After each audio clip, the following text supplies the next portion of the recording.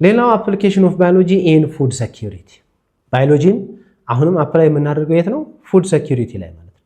የምግብ ዋስትና ማረጋገጥ የሚባለው ማለት ነው። ፉድ ሴኩሪቲ ማለት የምግብ ዋስትና ነው። ስለዚህ የምግብ ዋስትናን በማረጋገጥ ሂደት ውስጥ ባዮሎጂ ትልቅ ሚና አለው። እንዴት ካልን መጀመሪያ ዲፋይን እናድርገው ፉድ ሴኩሪቲ። ፉድ ሴኩሪቲ ማለት ምን ማለት ነው? in English it is the state of having physical, social, economic access to sufficient and safe nutritious food. Okay, it is a state of having physical, social, economic access to sufficient, safe and nutritious food. የምግብ ዋስትና ተረጋገጠ የሚባለው መቼ ነው? ፊዚካሊም በማህበረሰብም ዘንድ በኢኮኖሚ ደረጃም በቂ sufficient በቂ safe ጤናማ የሆነ ወይም የተረጋጋ ችግር የሌለበት and nutritious food እንዲሁም nutritious የሆነ ምግብ ማግኘት ሲቻል ምን ተብሎ ይወሰዳል? ፉድ ሴኩሪቲ ወይም የምግብ ዋስትና። ስለዚህ የምግብ ዋስትና ልንል የምንችለው it is a state of having ሲኖረን ነው። ፊዚካሊ እንዲሁ በገጽታ ደረጃ፣ ሶሻሊ በማህበረሰብ ደረጃ፣ ኢኮኖሚካሊ እንዲሁም በኢኮኖሚ ደረጃ በቂ የሆነ ሰፊሸንት የሆነ እንዲሁም ሰላማዊ የሆነ ሴፍ የሆነ እና ኒውትሪሺየስ የሆነ ምግብ ሲገኝ የምግብ ዋስትና ተረጋግጧል ይባላል ማለት ነው። so what is nutritious ብለን ስንል nutrition means it is simply what's nutrition? It is food substance, simply food substances in any food. በማንኛውም ምግብ ውስጥ ፉድ ሰብስታንሶች አሉ። የምንበላው ምግብ በተለያየ ውስጡ ምን አለው ማለት ነው? ኒውትሪሽን አለው ማለት ውስጡ ኒውትሪሽን አለው። ኒውትሪሽን ስንል የምንበላው ምግብ ለምን ፐርፐዝ ነው የምንመገበው? ስጋ ለምንድን ነው የምንመገበው? ዳቦ ለምንድን ነው የምንመገበው? ጮማ ለምንድን ነው የምንመገበው? ብርቱካን ለምንድን ነው የምንመገበው? የመሳሰሉትን ማለት ነው። ስለዚህ እነዚህን ነገሮችን በምንበላበት ሰዓት ላይ ወይም በምንመገብበት ሰዓት ላይ ስጋ ከዳቦ ምን ይለየዋል? ዳቦ ከጮማ ምን ይለየዋል? ጮማ ከብርቱካን ምን ይለየዋል? የሚሉትን ነገሮችን ማየት አለብን ማለት ነው። ስለዚህ እያንዳንዱ ምግብ ሲበላ ውስጡ ምን አለው ማለት ነው? ኒውትሪሽን አለው ማለት ነው። ስለዚህ አንድ ሰው የተመጣጠነ ምግብ በልቷል የሚባለው እነዚህ ኒውትሪሽኖችን አግኝቶ ሲመገብ ነው ማለት ነው። ስለዚህ እነዚህ ንጥረ ነገሮች ማን ናቸው? what are these food substances ብለን ስንል በዋናነት የሚታወቁት ወደ 6 ይሆናሉ ማለት ነው። ማን ናቸው? ካርቦሃይድሬት፣ ፕሮቲን፣ ሊፒድ፣ ሚነራል፣ ቫይታሚንስ። እነዚህን ሰብስታንሶች የያዘ ምግብ ማለት ነው ቫይታሚንስ። sometimes we add also water ሁሉም ላይ የግድ ስለሚኖር ማለት ነው። እነዚህን የያዘ ካርቦሃይድሬት ስንመገብ ለምንድን ነው? ፕሮቲን ለምንድን ነው? ሊፒድ ለምንድን ነው? ሚነራል ለምንድን ነው? ቫይታሚን ለምንድን ነው? የሚሉትን ነገሮች ማለት ነው። ስለዚህ ካርቦሃይድሬት የምንመገበው በዋናነት ለጉልበት ነው ወይም ለኢነርጂ ነው። ስለዚህ በቀን ውስጥ የምንመገበው አብዛኛው ምግባችን መሆን ያለበት ካርቦሃይድሬት ነው። ምክንያቱም ለእያንዳንዱ ለምናደርገው ነገር ጉልበት ስለሚያስፈልግ፣ ለማውራት፣ ለመስማት፣ ለመንቀሳቀስ ምን ለማለት ጉልበት ያስፈልገናል። ስለዚህ ያንን ለማግኘት ካርቦሃይድሬት መመገብ አለብን። ፕሮቲን መመገብ አለብን። ሰውነታችን የሚገነባው በፕሮቲን ነው because protein builds the body ማለት ነው። ሊፒድ መመገብ አለብን ለኢንሱሌሽን፣ እንዲሁም ደግሞ ለኢንሱሌሽን ስንል ሰውነታችንን ለመከላከል ከተለያዩ በተለይ ከሙቀት ማምለጥ ለመከላከል፣ እንዲሁም ደግሞ ሰውነታችን ያለውን ቅርጽ በመያዝ ደረጃ በተወሰነ መልኩ አስተዋጽኦ ስላለው ማለት ነው። ፕላስ ኢነርጂ ሶርስም ያገለግላል እንደ ካርቦሃይድሬት። ነገር ግን ሁለተኛ ምርጫ ነው። አንደኛ ምርጫ የሴሎቻችን ካርቦሃይድሬት ነው። ሊፒድ ምናልባት አማራጭ ሲያጡ የሚጠቀሙት የሚሆነው ማለት ነው። ሚነራልስ ደግሞ የምንላቸው እነዚህ ንጥረ ነገሮች ከተለያዩ ነገሮች የምናገኛቸው ከወተትም ከምንመገባቸው ምግቦች።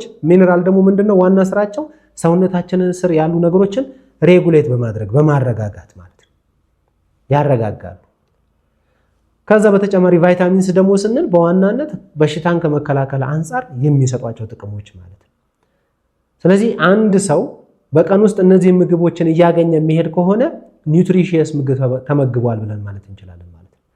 ስለዚህ ቅድም እንዳልነው አንድ ሰው በቀን ውስጥ እነዚህን ማግኘት የሚችልበት ደረጃ ላይ ስታተስ ሲደርስ የምግብ ዋስትናው ተረጋግጦለታል ተብሎ ይታሰባል ማለት ነው። ግልጽ ነው አይደል? ስለዚህ these are nutritions ማለት ነው። ስለዚህ በዚህ ሂደት ውስጥ የባዮሎጂ ሚና ትልቅ ነው ማለት ነው። ፉድ ሴኩሪቲ ላይ ወይም የምግብ ዋስትናን በማረጋገጥ ሂደት ውስጥ ባዮሎጂ ሚና አለው ማለት ነው።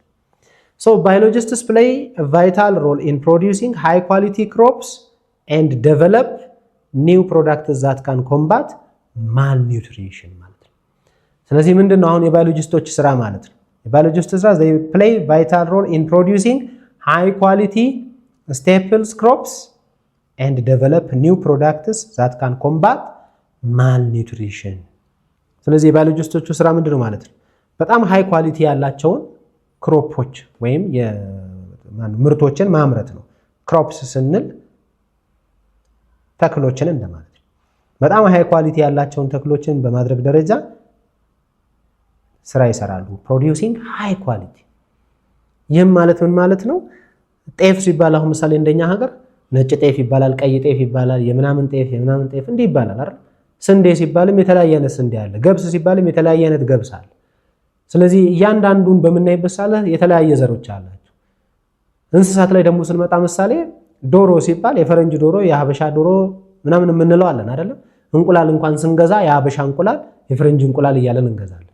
ስለዚህ አሁን ከዚህ ሂደት ውስጥ ምን በማድረግ ነው ብዙ እንቁላል ማግኘት የሚቻለው? ምን በማድረግ ነው ብዙ ስንዴ ማግኘት የሚቻለው? የትኛውን የስንዴ ዘር ብንጠቀም፣ የትኛው ቦታ ላይ ብንጠቀም የተሻለ ምርት እናገኛለን የሚሉትን ነገሮችን አጥንቶ የተሻለ መፍትሄ በማምጣት ደረጃ ትልቁን ሚና የሚጫወተው ማን ነው? this biologists ማለት ነው። ኦኬ ቅድም ያልናቸው ቦታኒስት ያልናቸው ማለት ነው። በደንብ ያጠኑና የተሻለ ምርት የሚሰጠውን አምጥተው ለዓለም ያስተዋውቃሉ። ዘንድ ዓለም በስንዴ ምርት ወር በምናምን ምርት ይታወቃል ማለት ነው። ቡና ደረጃም ስንሄድ የኛ ሀገር ቡና አለ፣ የብራዚል ቡና አለ፣ የምናምን ቡና አለ። ስለዚህ የኛን ሀገር ቡና ተመራጭ እንዲሆን ሊያደርገው የሚችለው ምን ብናደርግ ነው የሚሉትን ነገሮችን በደንብ ማጥናት ይፈልጋል ማለት ነው። ማዳቀል ካለብን ማዳቀል ነው። ማዳቀል ከሌለብን ደግሞ ያለውን የተሻለ ምርት ይሰጣል ብለን ደግሞ እንል ከሆነ ያንን ማሳደግ ነው። በዚህ ሂደት ውስጥ ትልቁን ሚና ማን ይጫወታል? ባዮሎጂስቶች ማለት ነው። ስለዚህ ይሄንን የምናደርገው ለምንድን ነው ካለን it is to combat that can combat malnutrition ለመዋጋት ነው፣ ለመታገል ነው። ማንን ነው የምንታገለው? ማልኒውትሪሽን ማለት በዋናነት የኒውትሪሽየስ የሆኑ ምግቦችን እጥረት ማለት ነው። ሾርቴጅ ኦፍ ኒውትሪየንትስ እንደማለት ነው። የምግብ እጥረት በሽታ ተጋላጭ እንዳንሆን ማለት ነው። የምግብ እጥረት ስንል በዋናነት ቅድም ያለው ኒውትሪሽን ማለት ነው። አንድ ሰው በቂ ካርቦሃይድሬት የማያገኝ ከሆነ ምን ይሆናል? ጉልበት ያንሰዋል፣ ኃይል ያንሰዋል፣ በስነ ስርዓት ማሰብ አይችልም፣ በደንብ ማየት አይችልም፣ የመሳሰሉት ማለት ነው። አንድ ሰው ፕሮቲን በደንብ የማያገኝ ከሆነ ቅንጭር ይሆናል፣ ወይም ትክክለኛ የሆነ የሰውነት እድገት አይኖረውም ማለት ነው። አንድ ሰው ሊፒድ የማያገኝ ከሆነ ለበሽታዎች ቶሎ የመጋለጥ የመሳሰሉት ነው። በጣም ቀጫጫ የመሆን የመሳሰሉት ማለት ነው። ሚነራልስ የማያገኝ ከሆነ አንድ ሰው የተለያየ አይነት በሽታዎች ይኖራሉ፣ እንደ ሚነራሉ አይነት ማለት ነው። ምሳሌ አይረን የሚባለው የሚነራል እጥረት ካለ የአንድ ሰው የደም ማነስ ይይዘዋል ማለት ነው። እና ካልሲየም እና ፖታሺየም የሚያጥረው ከሆነ ከአጥንት ጋር የተያያዙ በሽታዎች ይይዘዋል ማለት ነው። እንደነ ሪኬትስ የምንለው ማለት ነው። ቫይታሚን ደግሞ እንደዛው የምንል ከሆነ ደግሞ ልክ እንደ ሊፒድስ ሁሉ በጣም በተደጋጋሚ ለበሽታዎች መጋለጥ ይመጣል ማለት ነው። ስለዚህ አንድ ሰው በእነዚህ ነገሮች እንዳይጎዳ ከታሰበ ወይም ማልኒውትሪሽንን ማስወገድ ከተፈለገ ባዮሎጂ ምን ይሰራል ማለት ነው? የተሻሉ የሚባሉትን ሃይ ኳሊቲ የሚባሉትን ምግቦችን ማምረት ስራው ይሆናል ማለት ነው። The other one is biotechnologists design machineries that can produce food and drinks with the important nutrition። አሁን የባዮሎጂ ዕውቀት በመኖሩ ምክንያት አንድ ምግብ በሚሰራበት ሰዓት ላይ በተለይ ፋብሪካ ውስጥ ወይም የሆነ ካምፓኒ ውስጥ የሚመረቱ እንትኖች ሲባል የሚያመርቱት ምግብ ላይ በተቻለ አቅም የተለያየ አይነት ኒውትሪሽን ያለውን ነገር ይሰራሉ ማለት ነው። ምሳሌ የህፃናት ወተትን በምታዩበት ሰዓት ላይ የህፃናት ወተት ሲመረቱ እድሜ ያላቸው አብዛኛዎቹ ማለት ነው። ምሳሌ ለተወለደ ህፃን ልጅ እስከ 6 ወር፣ ከ6 ወር በኋላ፣ ከ1 ዓመት በኋላ፣ ከ2 ዓመት በኋላ ላሉ ልጆች እየተባለ ይመረታል። ያ ምንድነው? አንድ ህፃን ልጅ እንደተወለደ የሚያስፈልገው የካርቦሃይድሬት፣ የፕሮቲን፣ የሊፒድ፣ የሚነራል፣ የቫይታሚን መጠን 1 ዓመት ከሞላው ህፃን ልጅ ይለያል። 2 ዓመት ከሞላው ህፃን ልጅ ይለያል። ከፍ እያልን ስንሄድ ይለያያል። ስለዚህ ያንን አመጣጥኖ ምሳሌ አንድ ህፃን ልጅ እንደተወለደ የሚያስፈልገው የካርቦሃይድሬት መጠን ምናምን ያለውን ምግብ ያዘጋጃሉ በወተት መልክ ማለት ነው። ብዙ ጊዜ አይታችሁ ከሆነ ስለዚህ ያንን ወተት በተለይ የታሸጉበትን ማቴሪያል ሄዳችሁ ጀርባውን ብታነቡት ካርቦሃይድሬት ይሄን ያህል፣ ሊፒድ ይሄን ያህል እንትን አለው ተብሎ ይጻፍበታል። ያም የሚሆነው ምንድነው ለዛ ህፃን ልጅ የተመጣጠነ ምግብ አግኝቶ እንዲያድግ ነው።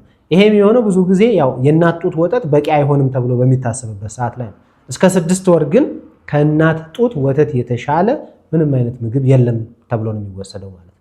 ነገር ግን በተለያየ ምክንያት የእናት ጡት ወተት በቂ ላይሆን ይችላል፣ ወይ ደግሞ ምርቱ ቀስ ብሎ ሊመጣ ይችላል በተለያዩ ምክንያቶች። የዚህን ጊዜ እንደ አማራጭ እነዚህን እንወስዳለን። እነዚህን ስንወስድ ግን አሁን እንዳልነው ምን አላቸው? መመሪያ አላቸው ማለት ነው። በዛ መመሪያ መሰረት እነዚህን ምግቦች ይዘጋጃሉ ማለት ነው። ስለዚህ አሁን ባዮቴክኖሎጂስቶች ስንል ባዮሎጂን እና ቴክኖሎጂን በማጣመር የሚሰሩ ሰዎች መጥነው እነዚህን ነገሮችን አዘጋጅተው ምን ያደርጋሉ? ምግብ ያዘጋጃሉ ማለት ነው። እሱም ብቻም አይደለም ሌሎች ምግቦችንም ቢሆን ሲሰሩ ማለት ነው። አሁን ምሳሌ እኛ ኮመንሊ የምናውቀው ቺፕስ እንላለን አይደል? ቺፕስ በዋናነት የሚሰራው ድንች ነው። ድንች ግን ብቻውን ነው ወይ ብለን ብንል ግን አይደለም። አሁን ይሄ በፋብሪካ ደረጃ ታሽገው የሚመጡ የተለያዩ አይነት ቺፕሶችን ስታያቸው ጀርባቸውን ብታነቡ ያለውን ነገር ይነግሯቸዋል። ቲማቲም አለው ይላሉ፣ በርበሬ አለው ይላሉ፣ የሆነ ነገር አለው ይላሉ። እነዚህ ነገሮች በሙሉ ምን ተብሎ ይታሰባሉ? እዛ ላይ ሲጻፉ ለጤና ተስማሚ ተደርገው ተብለው ይገለጻሉ ማለት ነው። ስለዚህ አሁን ባዮቴክኖሎጂስቶችን በመጠቀም ምን ይደረጋል ማለት ነው? አንድን ምግብ መስራት ይቻላል ማለት ነው፣ ቀላቅሎ ማለት ከዛ እንዳይበላሹ ደግሞ የተለያዩ መንገዶችን በመጠቀም ረጅም ጊዜ እንዲቆዩ ይደረጋል ማለት ነው። ስለዚህ ፓክድ ፉድ የሆኑና ፓክድ ድሪንክስ የሆኑ ነገሮችን በምናይበት ሰዓት ላይ እንደዚህ ተደርገው ይመረታሉ ማለት ነው። ሶ ባዮቴክኖሎጂስት ዲዛይን ማሽነሪስ ዛት ካን ፕሮዲውስ ፉድ ኤንድ ድሪንክስ ዊዝ ኢምፖርታንት ኒውትሪሽን ማለት በጣም ወሳኝ የሚባሉ ወይም ኢምፖርታንት ናቸው ወይም አስፈላጊ ናቸው በሚባሉ ኒውትሪየንቶች በመጠቀም ምግብ ማዘጋጀት ይቻላል ማለት ነው። ለምሳሌ አሁን ይሄንን ስቶር በምታዩበት ሰዓት ላይ እዚህ ውስጥ ያሉት እንዳለ የምታያቸው ነገሮች ምግቦች ናቸው። እነዚህ የተለያዩ ምግቦች እንደ ሰው ፍላጎት እኔ በብዛት የሚያስፈልገኝ ካርቦሃይድሬት ነው ካለ ከነዚህ ውስጥ ካርቦሃይድሬት በብዛት ያለውን ይመርጣል። ሊፒድ ነው የሚያስፈልገኝ ካለ ሊፒድ፣ ፕሮቲን ነው የሚያስፈልገኝ ካለ ፕሮቲን የበዛበትን ማለት ነው እየፈለገ እንደዚህ በፋብሪካ ደረጃ ተዘጋጅተው ይቀርቡለታል ማለት ነው። ግን ያን ምን ይሆናል ማለት ነው? በደንብ መጠንቀቅ ያለብን ምናልባት እንዲህ አይነት ምርቶችን በምንጠቀምበት ሰዓት ላይ በትክክለኛ ብቃት ያላቸውና የተረጋገጠ መሆኑን ግን እርግጠኛ መሆን አለብን ማለት ነው።